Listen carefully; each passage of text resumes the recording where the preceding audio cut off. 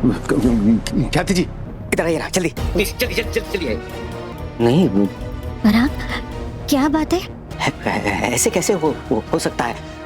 मैंने हर नग हर हीरा खुद अपने हाथों से चेक किया था। मैं और मोटा भाई, कारीगर से जब सामान वापस आता है तो मैं डबल चेक करता हूँ।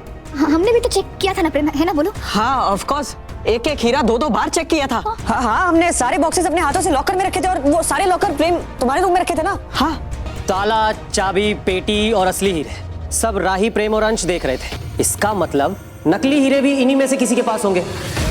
इसका मतलब गलती हुई है, किसी ने तो गलती की है। गलती नहीं, ये तो मेरे लिए पाप समान है। मिस्टर अग्रवाल, झूठ बोलकर दूसरे हीरे बेचना तो दूर, व्यापारी समाज में पराग कोठारी के नाम पे कोई झूठा दिलासा तक नहीं दे सकता। कोई हमें समझाएगा कोई हमें कि इतनी बड़ी हेरा फेरी हुई कैसे? कभी कभी माँ का सब्र ही सबसे बड़ा हथियार बन जाता है, लेकिन जब वही माँ चाल चलने लगे तो समझ लो सामने वालों की उल्टी गिनती शुरू हो चुकी है।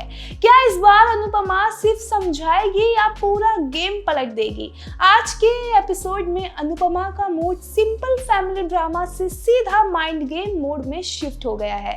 अनुपमा को अब क्लियर हो चुका है कि टीना और अर्जुन ने मनप्रीत को सिर्फ घर में ही नहीं बल्कि इमोशनली तौर पर ही बांध कर रख दिया है। एक माँ का दिल जब टूट जाता है जब वो देखती है कि किसी और की माँ के साथ गलत हो रहा है।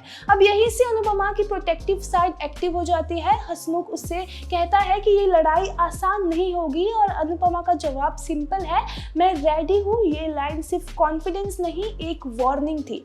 अब दूसरी तरफ घर में सेलिब्रेशन चल रहा है। पराग एग्जीबिशन जीतने की खुशी मना रहा है। सब लोग एक दूसरे को क्रेडिट दे रहे हैं, लेकिन इसी खुशी के बीच माही और गौतम का साइलेंट प्लान भी चल रहा है। उन्हें लगता है कि कोठारी फैमिली का ये हैप्पीनेस सिर्फ कुछ घंटों के लिए ही है, यानी सामने जो स्माइल है इसके पीछे बहुत बड़ा प्लान हो चुका है। अब इधर अर्जुन का असली चेहरा धीरे धीरे सबके सामने आ रहा है। जब खुद डेंजर में होता है तब मनप्रीत को याद करता है, लेकिन बाकी टाइम डिसरिस्पेक्ट करता है।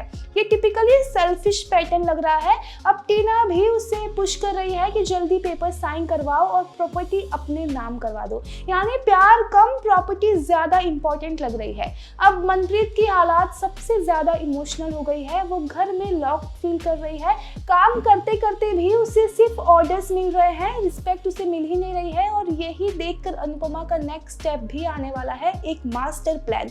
अनुपमा डिसाइड करती है कि वो सीधा सामने से फाइट नहीं करेगी। इस बार वो एंट्री लेगी एक अलग ही रूप में। हसमुख के साथ एक वेल्दी रिलेटिव्स मतलब अमीर बनकर अर्जुन और टीना के घर जाएगी, यानी जो लोग पैसे देखकर झुक जाते हैं उन्हें पैसे से ही वो एक मजा चखाने वाली है। ये प्लान सिर्फ प्रॉपर्टी बचाने का नहीं है, ये मनप्रीत को उसकी स्ट्रेंथ याद दिलाने का प्लान है। अब अनुपमा चाहती है कि मनप्रीत जो है वो डरना बंद कर दे और खुद के लिए खड़ी हो जाए। अब एपिसोड का इमोशनल ट्विस्ट तब आता है जब अनुपमा को ईशानी का मैसेज मिलता है। उसके चेहरे पर शॉक क्लियरली दिखता है, यानी एक प्रॉब्लम सॉल्व करने जा रही थी, अब एक नई टेंशन और सामने आ गई है। अब हम आगे देखेंगे कि महाशिवरात्रि का सेलिब्रेशन दिखाया गया है। अब टेम्पल का सीन और दिवाकर की झलक एक हिंट देती है कि पास्ट वापस आ गया है। साथ ही साथ अनुपमा और हसमुख जो है वो रिच रिलेटिव्स बनकर अर्जुन और टीना के घर पर एंट्री कर चुके हैं। ओवरऑल ये एपिसोड सिर्फ एक सास बहू फाइट नहीं, ये पावर, सेल्फ रिस्पेक्ट और स्मार्ट स्ट्रेटेजी का एपिसोड था। अनुपमा अब इमोशनली नहीं प्रैक्टिकली गेम खेल रही है।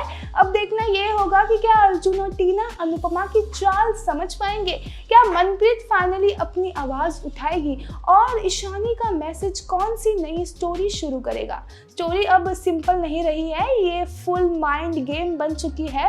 आपकी क्या राय है ये पूरे अपडेट को लेके कमेंट सेक्शन में जरूर बताइए। सीरियल से जुड़ी सारी अपडेट के लिए हमारे साथ बने रहिए बॉलीवुड टेशन।